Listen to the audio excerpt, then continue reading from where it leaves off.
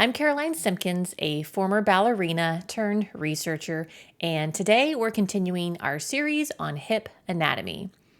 In our last episode, we talked about the bones that make up the hip joint. This time, we're zooming in on the soft tissues, the muscles, tendons, and ligaments that make this joint move with such strength, control, and grace. Understanding hip anatomy is especially important for dancers because true turnout, or that external rotation of the leg we see so much in ballet, starts deep in the hip joint, not from twisting the knees or the feet. The shape of your hip socket, the strength of your rotator muscles, and the balance between mobility and stability all determine how much safe rotation you can achieve in your hip. When dancers understand this, turnout becomes not just a position, but an efficient, supported movement pattern that protects the joints and improves technique. Before we get started, if you enjoy learning how science connects to dance, take a quick moment to like, follow, or subscribe to this podcast. It helps us reach more dancers and teachers who love understanding the why behind movement, and you'll never miss a new weekly episode. So let's talk about the hip. The hip is a remarkable structure. It has to be both stable and mobile. The bones give it form, but it's the surrounding soft tissues that create movement. Together, the muscles, tendons, and ligaments allow you to lift your leg into a développé, sustain a beautiful arabesque, or land softly from a grand jeté. Let's start with the muscles, the true engines of motion. More than 20 muscles cross the hip joint, but for dancers, a few key groups do most of the work. First are the hip flexors, which bring your leg forward or lift it up in front of you. Think grand battement or développé. The main hip flexors are the Iliopsoas, Rectus femoris, and Sartorius. The Iliopsoas, made up of the psoas major and iliacus, is one of the most powerful and essential muscles for dancers. It connects your lower spine and inner pelvis to the upper femur, and when it contracts, it lifts your leg, bringing the thigh toward the chest. Because it's such a deep muscle, weakness or tightness here can cause that familiar gripping sensation at the front of the hip, a common challenge when working toward higher extensions. The rectus femoris, which is one of your 4 quadriceps muscles in the front of your thigh, is unique because it crosses both the hip and the knee joints. This gives it 2 jobs: extending the knee, like straightening the leg in développé, and flexing the hip, like in a grand battement. Since it spans 2 joints, balance between flexibility and strength is key. If this muscle is too tight, it can pull on the pelvis and affect your alignment or your turnout. If it's too weak, other muscles around that area will overcompensate and cause muscle imbalance. Then there's the sartorius, the longest muscle in your body. It runs diagonally across the thigh from the outer hip to the inner knee, helping to flex, abduct, and externally rotate the hip, as well as flex the knee. In ballet, this muscle is active in movements like attitude, retiré, and crossing into 5th position. Its name actually comes from the Latin word for tailor because it helps bring the legs into a cross-legged or tailor-setting position. Together, these hip flexors stabilize, lift, and guide your leg through transitions from plie to releve, from extension to landing a jump. Understanding how they work not only refines technique, but also helps prevent overuse injuries and supports efficient placement through the front of the hips and the thighs. Next up are the hip extensors, which are the muscles that move your leg behind you, as in arabesque or penché. So these work in opposition to the flexors on the front of the leg, creating the balance that makes your movement both powerful and controlled. The primary extensors are the gluteus maximus and the hamstring muscles. The gluteus maximus is your powerhouse, the largest and one of the strongest muscles in your body. It extends and externally rotates the hip, helping you lift your leg behind you or rise from a deep plie. It also provides critical pelvic stability and postural support. When it's not fully engaged, dancers often overuse their lower back or their hamstrings, which can lead to tension or imbalance. The hamstrings, a group of 3 muscles running along the back of the thigh, work with the glutes to extend the hip and also bend the knee. These muscles are active in arabesque, attitude derriere, and nearly every jump or lift of the leg behind the body. But because they cross both the hip and also the knee, they're especially prone to tightness or strain.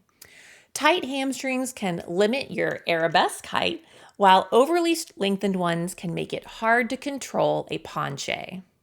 Together, the glutes and hamstrings form what's called the posterior chain, the system that gives dancers propulsion, lift, and dynamic stability. It's what keeps you grounded in releve, powers your sautés, and supports smooth, graceful extensions. Now let's move from front and back to side. The hip abductors and adductors control this movement and are vital for turnout, balance, and pelvic alignment. The abductors, which are the muscles that lift your leg away from the midline, include the gluteus medius, gluteus minimus, and tensor fasciae latae, or TFL for short. The gluteus medius and minimus lie on the outer surface of the pelvis and act as your internal balance system. Whenever you're standing on one leg, they stabilize your hips and prevent tipping. The gluteus medius also assists in rotating the leg outward, contributing to clean turnout. The TFL, found at the front and outer edge of the hip, helps with both abduction and also hip flexion. When it's overactive, which is often due to weakness in the gluteus medius, the TFL can cause tightness at the front of the hips or along the outer thigh, where it connects to the iliotibial band or IT band. On the inner thigh are the adductors, which are the muscles that bring the leg back toward the midline or cross it over into fifth position. These include the adductor longus, brevis, magnus, pectineus, and gracilis. They're constantly working in ballet, closing the legs, maintaining turnout, and stabilizing the standing leg. Strong adductors help create that zip-up feeling dancers aim for in the inner thighs. Too little strength and turnout collapses. Too much tension and the hips lose mobility. The goal, as always, is balanced strength and control. Deep beneath these larger muscles lie the external rotators, often called the turnout muscles.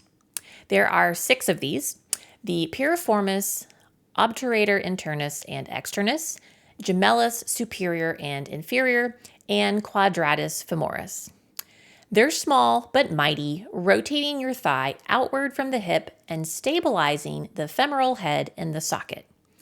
These are the muscles that allow true turnout to come from the hip joint, not the knees or the feet.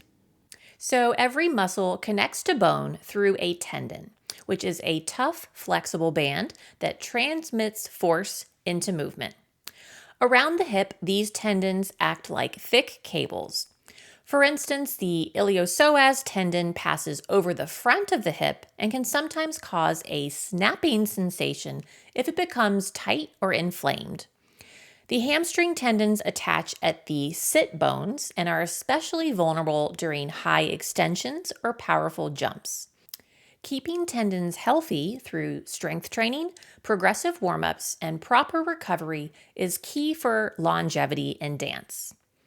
Then there are the ligaments, which are the strong, fibrous stabilizers that connect bone to bone. 3 major ligaments surround the hip joint. the iliofemoral ligament, or Y ligament, which prevents hyperextension and helps you to balance in arabesque.